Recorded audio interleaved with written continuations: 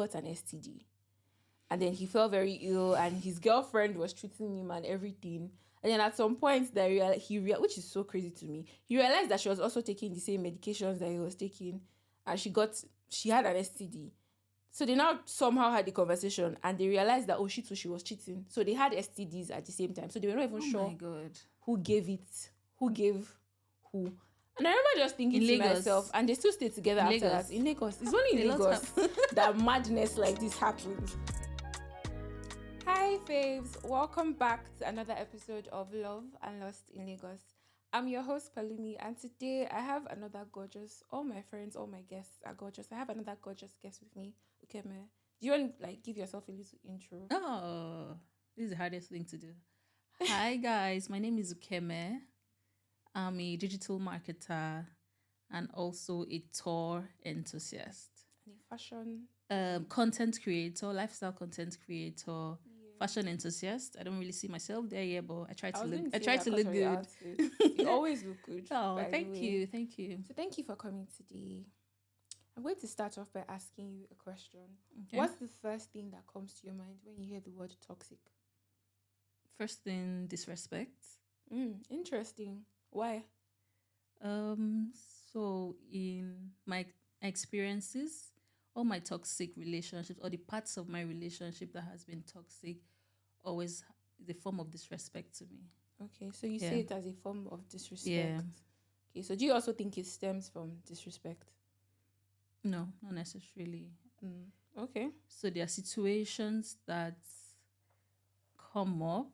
There are situations that happen in a relationship that your partner can be toxic. Not necessarily, it can be unintentional. But then I would see it, you're disrespecting me while you're doing this. Yeah.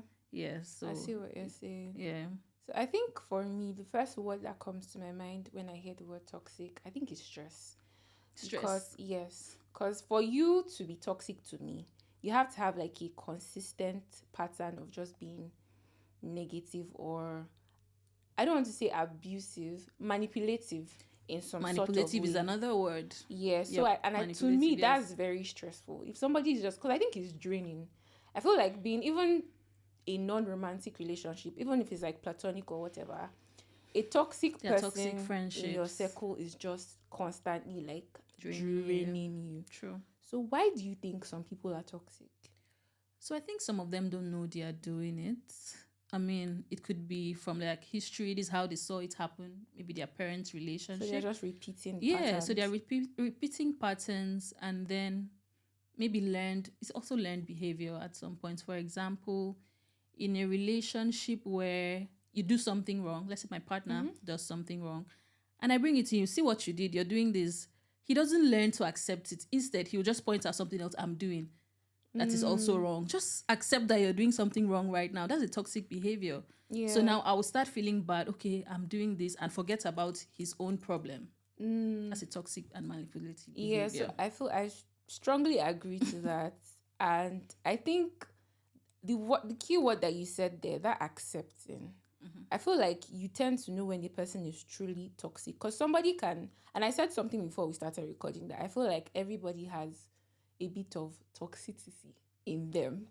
I feel like everybody has some toxic traits just waiting to be provoked in some sort of way. But I think your approach to it, you either find a way to check yourself, especially when it's been pointed out that you're being toxic, and then you can check. But there are some people that acceptance you said is a very big problem. So I agree with you. Now that you said, speaking of acceptance, and you've kind of given us a sneak peek that you've been in situations or relationships where, how did you like identify like that this person is toxic? Did you check them right there and then when they did whatever it is that seemed toxic, or you had to think about it like and connect some dots? So I think I'm a detective in relationships, right? Interesting. So I don't say it immediately it happens. Yeah. I'll study it first and see. I like to really know what's going on. Study, see patterns before I'll now. Once I've gotten my evidences and do plus or minuses, I'll now come to you and like, okay, this is what I've noticed. Why do you keep doing this and this? Yeah. So give you facts. So you cannot say, this is not it. I'll give you a play-by-play of what I've noticed. Yeah. So I think I used to be the opposite of that in the sense rather that I'm quite an impulsive person. Like I act on my emotions very like quickly. I don't sometimes is it like Are you blessing a and a Gemini? curse. I'm not, I'm a Taurus.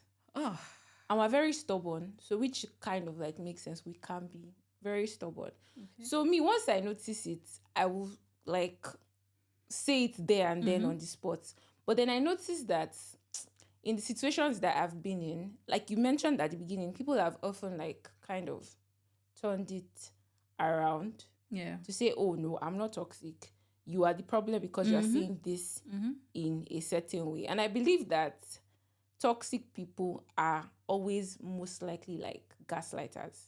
I feel like toxic people and people that gaslight, they are very much on the same, They're like this. they're in the same group, they're in the same WhatsApp group. They're like this.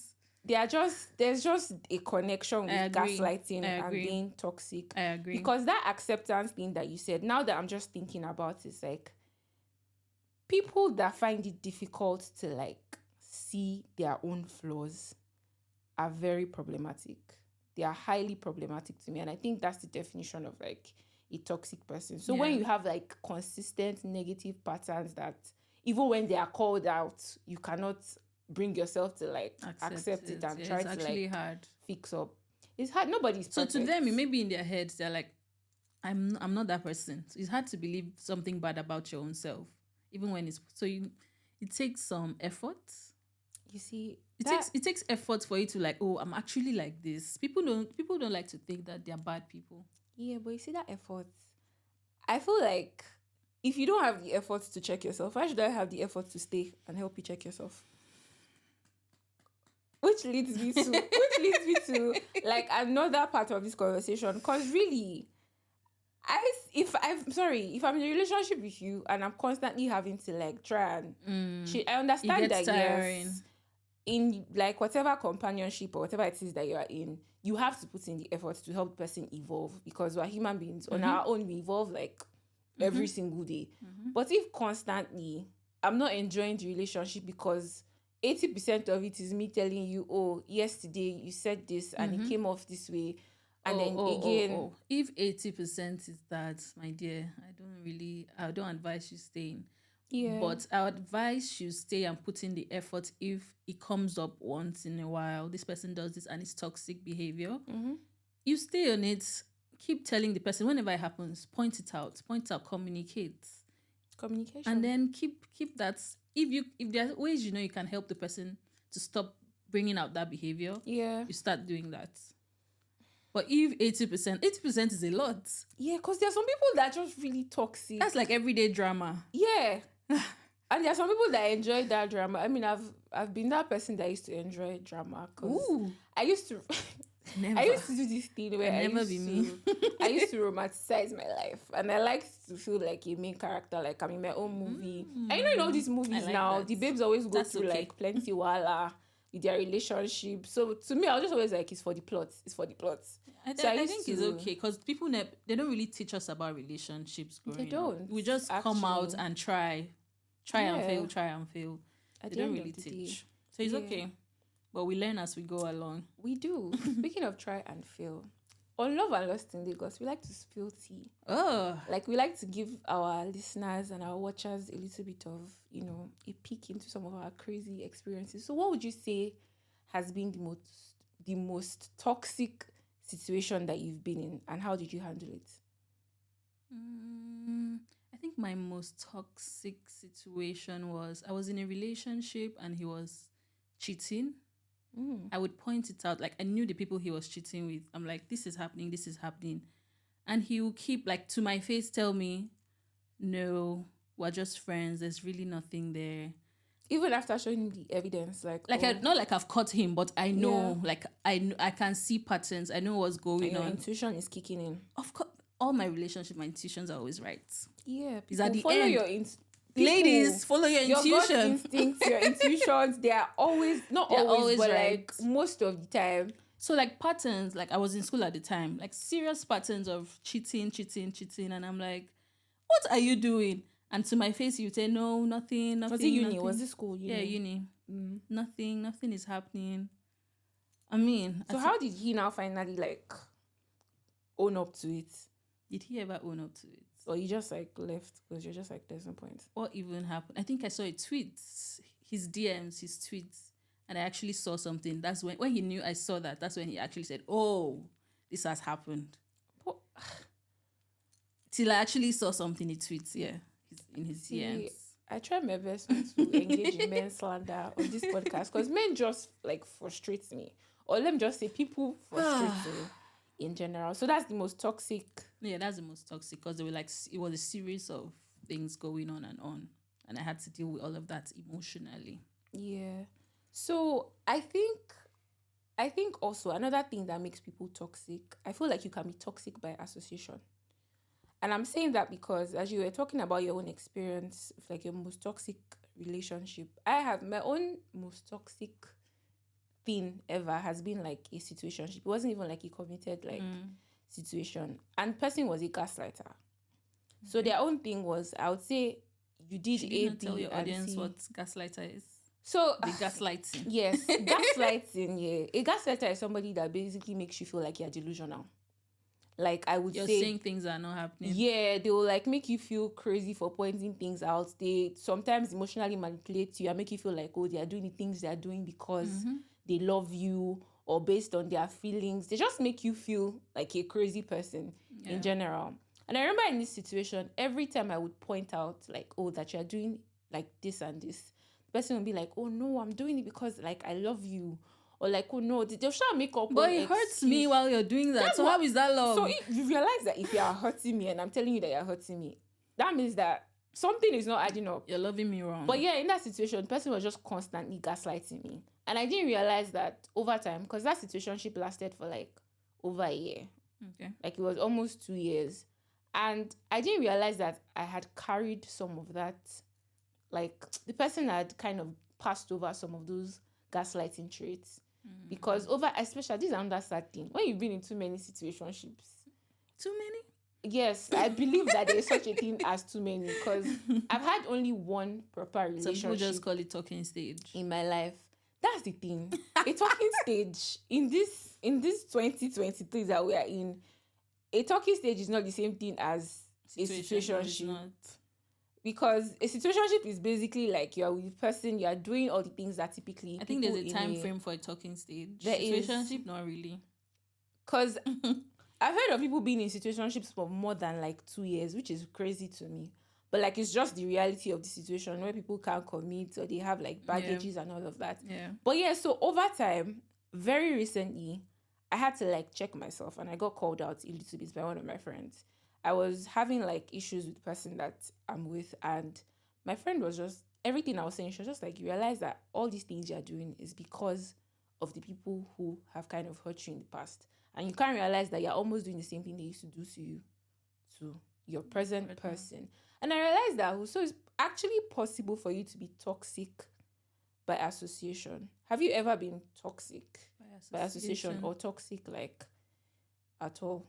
I've been toxic before, but I don't think it was by association. I think the way I grew up, I'm the last child of 11 children. Wow, that's interesting. So I grew up, I was a quiet child. I didn't really speak up. So everything that happened, all my emotions, I just bottled it. Oh, okay. So that affected my relationship as well. So things will happen and I won't talk about it immediately. That's why I can keep quiet and just watch things play out, gather my evidence is from how I grew up. So I just keep quiet and watch. So I tend to bottle up a lot of things. Internalizing a lot of things without addressing them. Not addressing them. Then one day I'll just pour everything out, which is what my husband right now is telling me to work on seriously. He's been telling me since we're dating, but yes, I'm getting better. But I mean, he loves you. You must not be, for you to be married, you're not that toxic. I'm definitely getting better. So I tend to just keep quiet, bottle things up, and then that's a toxic energy. Because he'll be asking me, what's going on? What's wrong? And I'm like, nothing. My face says that there's a lot wrong. Yeah, until it now finally comes out. Yes, finally comes out. And with all of this, I'm giving him attitude. I won't just say nothing and life goes on as usual. I'm giving him attitude and there's something obviously wrong, but I'm not talking about it. That's a toxic behavior. That's very interesting. Because at the end of the day, communication is key. Whatever, like, and for you to be able to move forward from an issue or whatever, you kind of have Need to to speak talk. up. Yeah. So I can see how you'd say that that was toxic. But do you think that sometimes maybe you need to be toxic in a relationship?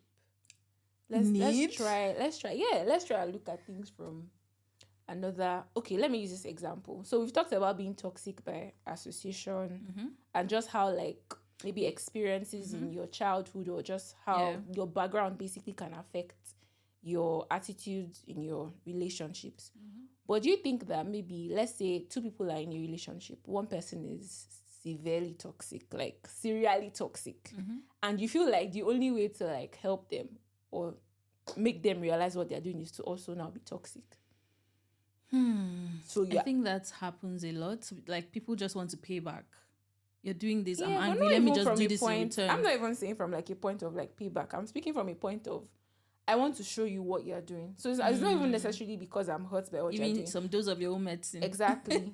It's possible. I'm sure it happens a lot. It happens. Do you think that is something that can work? I think it can work if they see that. Oh, this person is acting funny, why, and it's pissing me off, and then you can then say, this is exactly what you do to me. So I'm just showing you what you do to me. Can we work this out? Can we talk about it and see how we can change to move forward? Yeah. So I think it can happen. I think so. And I feel like for people that, like, kind of love drama and stuff, because I've heard of relationships like that. It's the same way you hear somebody saying that, oh, maybe they found out that their partner is cheating. Instead of, like, calling them out, they'll also start cheating. No, that is not. You'll find out. I don't support that. And then they're like, oh, but you were doing it too. And then they cannot come to a place of, oh, okay, I will not do it. Two wrongs if you don't cannot make you right. So I don't support that. If he's cheating and you can do something to make him jealous. You don't have to go the extra mile to cheat. So it's something to make him jealous and just get his attention. Yeah, because I recently heard of something where a guy was saying that he realized that, so he was cheating on his girlfriend basically, and then he got an STD, and then he felt very ill, and his girlfriend was treating him and everything, and then at some point that which is so crazy to me, he realized that she was also taking the same medications that he was taking, and she had an STD. So they now somehow had the conversation and they realized that, oh, she was cheating. So they had STDs at the same time. So they were not even sure who gave who. And I remember just thinking to myself, and they still stayed together after that. In Lagos. It's only in Lagos that madness like this happens. And they had the conversation and they were like, yeah, I effed up, you effed up. And they stayed together. And they are still together. Apparently. So that's why actually some you have toxic love that lasts long. They get married, they're still toxic. I can't get married. And they say that's the only relationship they can do. That's what keeps them fueled and happy. That's just weird. Because I don't understand why you would like constant stress. Like, people love that drama. I currently have a friend. She loves drama. All those kind of relationships that it's just a lot of back and forth. That's what she thrives on. I mean, it's the same way I think she needs therapy, but most likely that's what she thrives on. Most likely, because it's the same way some people say that just to, like, spice things up in their relationships, they come up with, like, random fights. I used to do it. I won't lie. When I'm bored, I used to tell my friends sometimes that, why is everything just lovey-dovey and quiet and, like, we're just peaceful? So sometimes I'll just randomly be like, oh, the other day when I was talking to you about this, you didn't even seem like you cared or something. And I'll just back up, like, people just sit down and not love peace. And it's not even as if I don't love peace. I like peace. Like I said, I don't like stress. But just to, like, push the person a little bit, just for something. You love me too much. Like, let's just fight more. To me, I feel like it's interesting. It adds to the plot.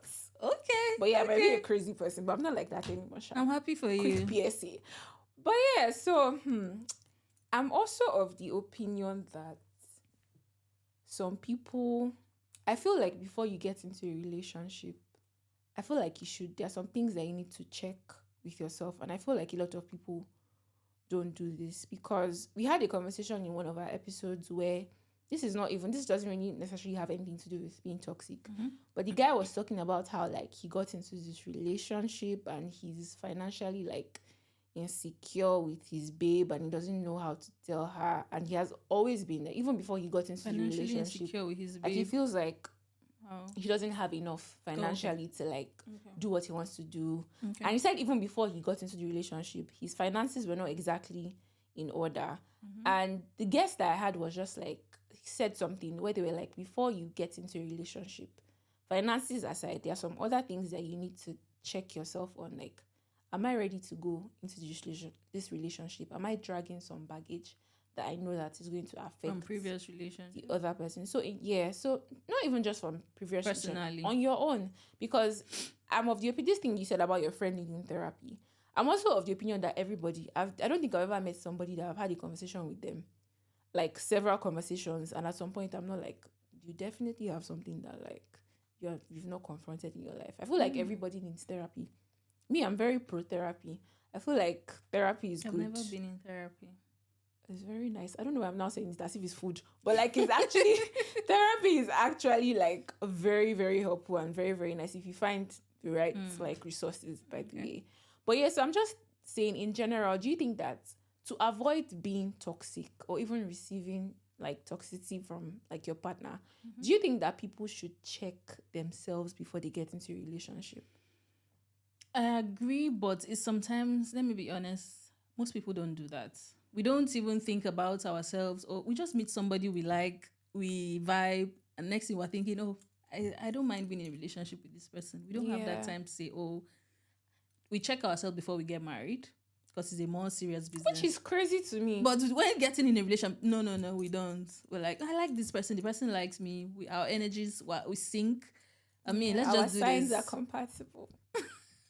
Let's just do this. So I don't think, but I think it's important to check. So one thing for me that I really am pro is if you shouldn't just leave a relationship now and jump into another one. Give yourself time. Heal from that one. Just give it a year. Some people think a year is a lot, but I was about to say, wow, yeah, it's a lot. From my previous relationship, before I finally met my husband and we started dating, I was single for 2 years. Like no situationship, like? Nothing.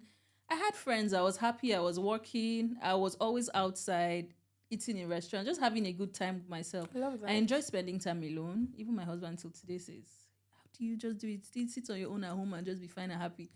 I love it. I love so you should, before you get into something serious, just learn to be on your own and spend time with yourself. Even while you do that, you discover some things about yourself that either you should work on or you should emphasize. So I think spending time with yourself is important. It's very important.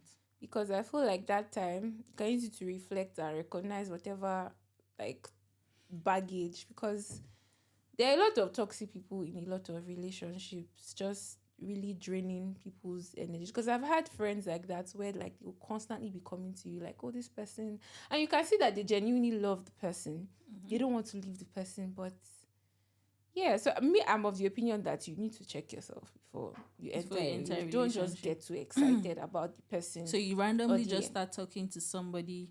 For people are just in talking state, talking chatty, happy. Will you sit back and say, yeah, am I ready to get into this? Yeah, because I feel like the heart always wants what the heart wants. It does, so. But at the same time, like human beings are naturally selfish.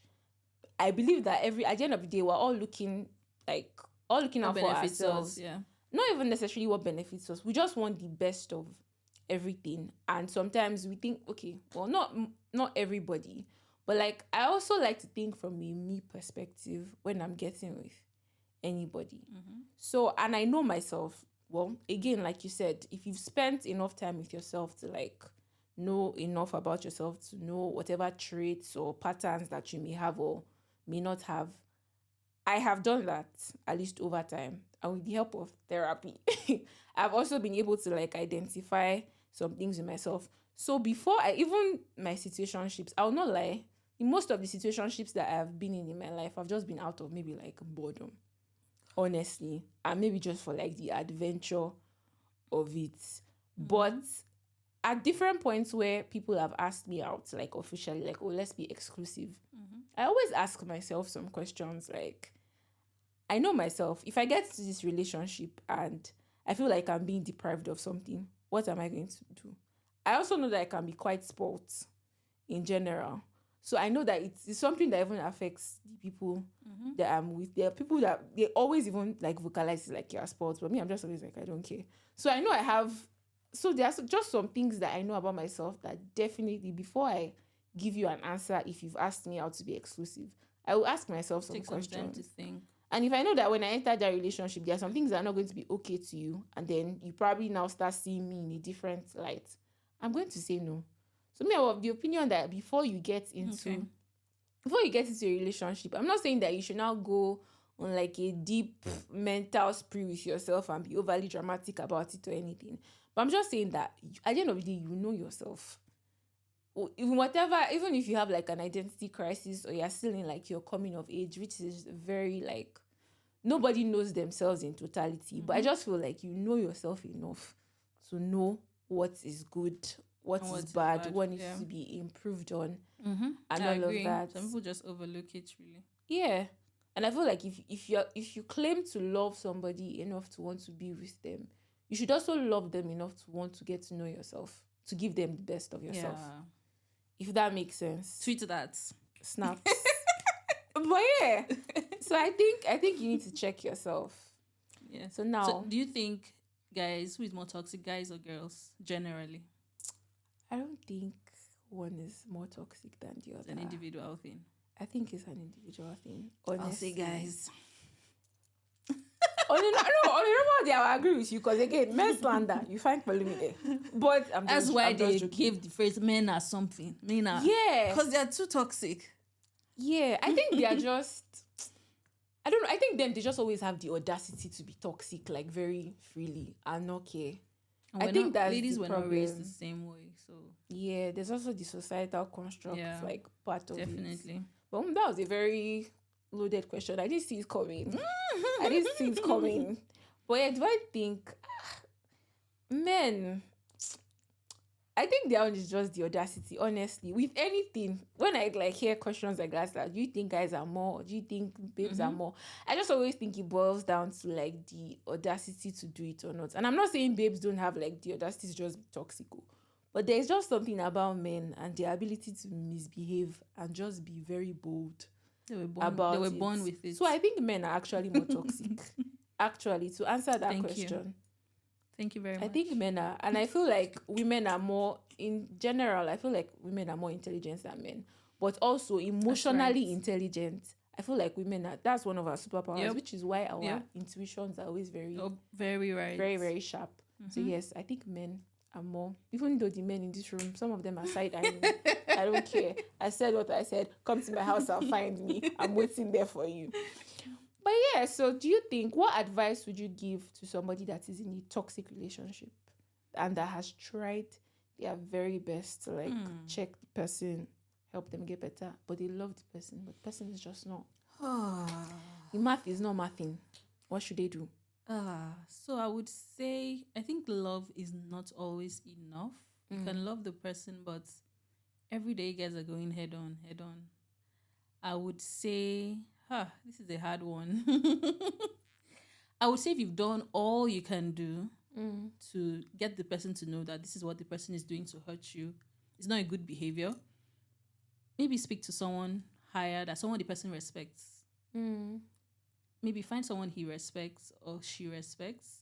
Talk to the person. This is what this person is doing. Can you talk to the person? They might listen to you. Try that. If they don't still listen, I mean, if somebody I respect speaks to me and I don't listen, I mean, nobody else can talk to me then. Yeah, so just go. Let it go. Yeah, I agree as well. I feel like you can first make an effort to like try, but if you're trying and the person is not willing to like change, even just for the love that they have for you, like you said, love is not always enough. Yeah, then you can just leave. There will be somebody out there that will be not toxic. But if you like the toxic, the toxic vibe is for you, carry on, continue. One day your own will meet you in front. That's all I'll say. Wow. Yeah. That's so harsh. Wait, I'm sorry, because there's not much I can do for you. God. If toxicity is your vibe, ride on that wave and enjoy. At the end of the day, we're in Lagos. But yeah, guys, that's it from us today on Love and Lost in Lagos. I hope you learned. Thank you. Thank you for coming, by the way. I had fun talking to you. Invite me again. Definitely, you're coming again because we're giving everything you needed to give. So yeah, guys, don't forget to follow us everywhere at Chats and Banter and subscribe, like, comment. It's free. Don't be stingy. If you enjoyed it, share it. We're always here for you. And if there's anything you'd like us to talk about